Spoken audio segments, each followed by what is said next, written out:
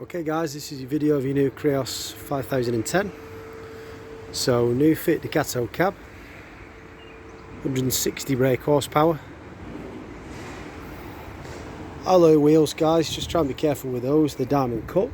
Whenever you wash them, just a bit of WD-40 on the side of them will protect the lacquer.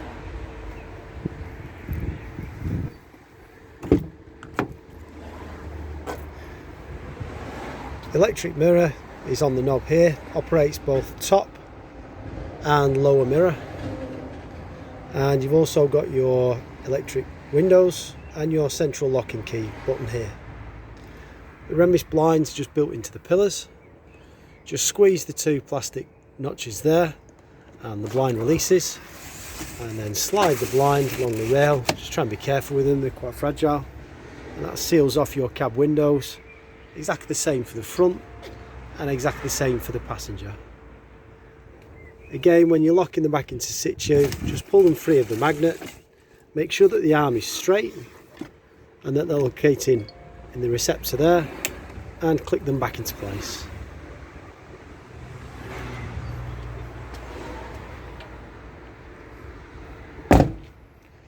Here we've got the external gas locker. At the moment in time we've put your Laika manuals in there. Your grill pan is in there, the pigtail, which is the orange lead there, which will connect on the day for you, and that feeds your gas bottles. Some courtesy toilet fluid. Now your inflator's in there.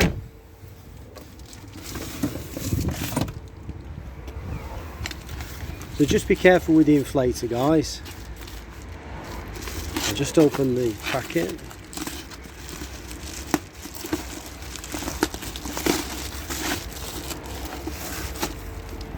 So it comes in a neat little black bag.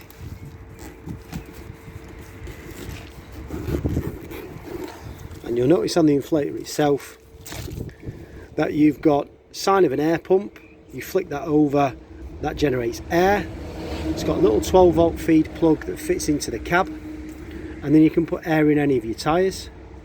And here you've got the sign for gel, which will then fill out of the canister and fill that into the tyre. It enables you to drive 50 miles, providing the puncture isn't a huge rupture on the tyre itself. So just be really conscious of that when you're just wanting to put a touch of air in, that you've not got this dial to the wrong setting, otherwise you'll fill the tyre full of gel and it will need a replacement of the tyre.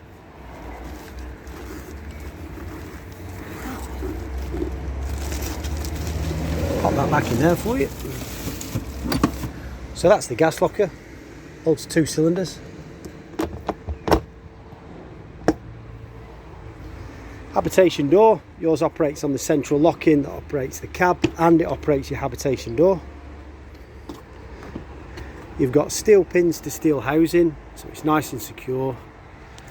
Big window in the door. The window doesn't open, but the blind gives you privacy.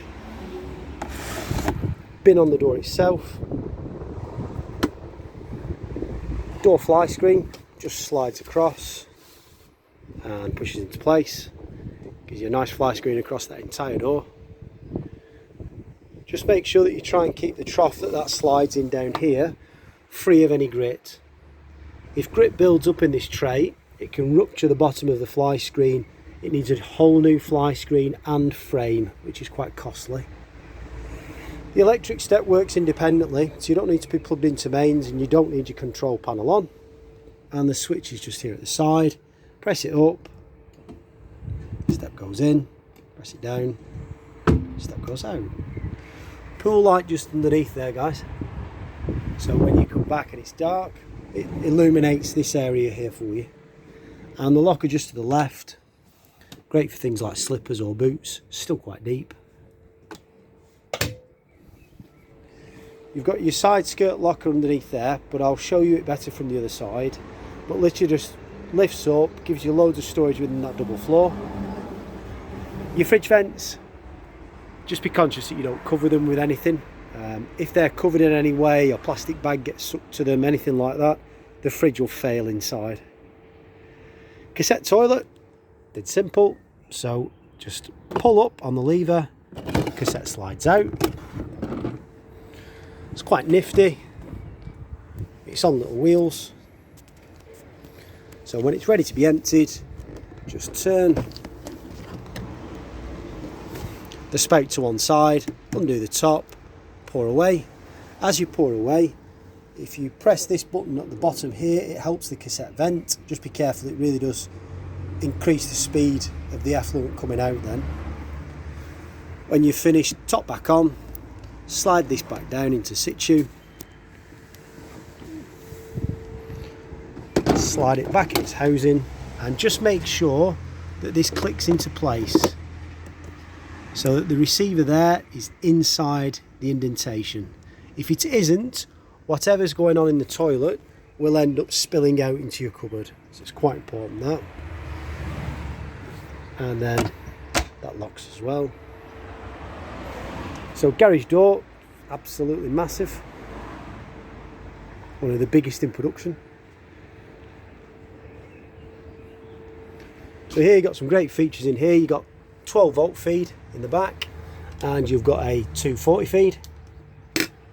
Courtesy lights, which are dead helpful. These ones here, just a little rocker switch at the top. And these bend in any sort of which way you want them to bend. More storage along the top. The white disc just unspins, so I've just taken it off just for ease. But this handle inside is your drain for your grey waste tank, so everything from your shower or your sink. If the lever is in line with the pipe, as it currently is now, then it's in its drain mode and it will pour out straight underneath the vehicle. If you turn the red lever so that it's against the flow of the pipe, that is now in its closed position, so no waste will drain out the bottom of the vehicle. It will hold in the tank. The red disc in there is for you to get to your waste tank should you want to give it a wipe out, and the white cover disc just literally screws back on.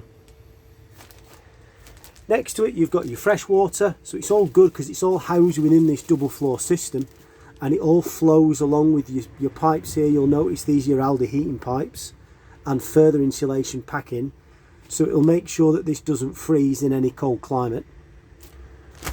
But here you'll notice you've two taps. They're currently both in the drain position. You can tell this because they're in line with the pipe. Therefore, at the minute, if we tried to fill with fresh water, it would all drain out of the tank.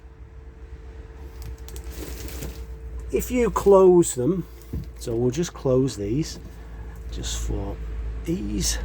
They're quite stiff because they're new.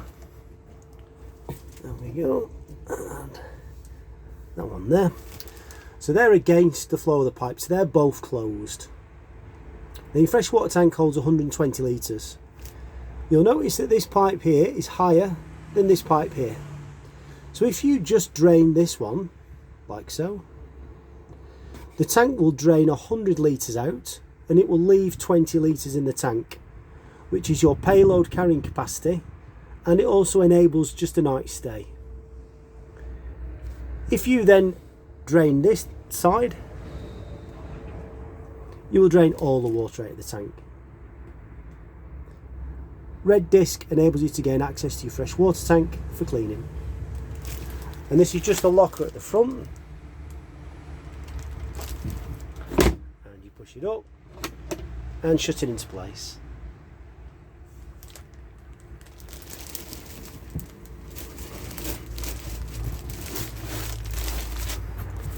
This in here is your cushion for your makeup bed for your lowing table at the front, and your mats there for your cab and your habitation carpets. This arm here is a brace arm. We don't recommend that they're fitted because your awning doesn't require it, and it would need to be fixed to a bracket that you would fix to the side of your vehicle. Again, the manufacturer doesn't particularly recommend them. We think it puts too much pressure on the body. Cargo nets along the top, and your toolkit there will have your wheel brace in it, some tools and a jack, and your tie down eyelets are located across the side here. They just undo, they move wherever you want them to move, and then just tighten up back into place. Your handle for your awning is here as well. This is the light switch for your light beam. Reverse cameras inbuilt into the back. Door on the other side. That's the frame that they've taken because you've changed from the fixed table to the telescopic table. And in here, right in this corner, is where your switch is for your electric drop-down bed. And the auxiliary switch has to be on the control panel. Quite important that, otherwise it will not operate. It's on a rocker switch, and you just switch it and you can see the bed moving as we're doing it. And that will make the bed higher or lower, depending on the size of garage you want and how easily accessible you want the bed inside. Mains, you can see I'm connected to mains, dead straightforward, just plugs in. This is your fresh water, so it's lockable. This is your shower. So the bayonet just literally pushes in and turns, and then you can regulate whether you want the hot or the cold water. And at the end of the shower is just a trigger hose. You just press it and that operates the shower. When not in use, that just flicks back down. This is your second skirt locker on this side. Just gently pull it. It's gas assisted. And that gives you fantastic storage under the floor of the whole vehicle. When you want to shut it, again, just be careful, there's quite a lot of weight to it. Let it close down. And just turn these and use the key just to lock them. Vent for your boiler. Fuel filler cap, one does like so. Engine key operates the diesel filler, just push it in, turn it left and it'll unscrew. And this is your AdBlue. Generally comes from factory with about a quarter of a tank. We'll tell you when it's ready to be emptied on the refilled on the dash, and then you just turn it and just unscrews. Just be careful when you're putting new AdBlue in there that you don't spill any on the paintwork because it can be mildly corrosive.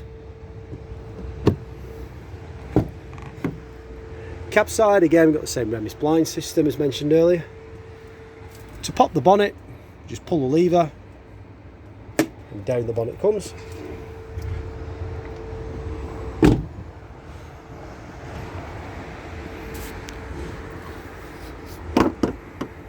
Feel for the pad. Just put this phone down just 1 second while I just pop this bonnet up.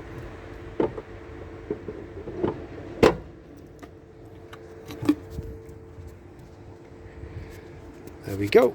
So you've got your weight plate here in case anybody needs to see that. And dead straightforward underneath here, guys. If you're ever going to jump start the vehicle, it can't be done with a vehicle that has a stop start function. The reason for that is the stop start function on modern vehicles has a big bank of AGM batteries and it force feeds the donor vehicle. So if you do it with a vehicle that has stop and start, it can damage the ECU on this. So always do it with just a normal engine vehicle if possible. To get to the positive terminal, you put your key in this little section here, tilt it, this little cap pops up, and that there is your positive terminal. So that's where you would clip your positive terminal from your crocodile clip, and here in the centre, this bit here is your negative terminal. Here you've got your power steering, your radiator fluid and your washer fluid is here, and your oil is here and dipstick is there. Okay, that's the exterior.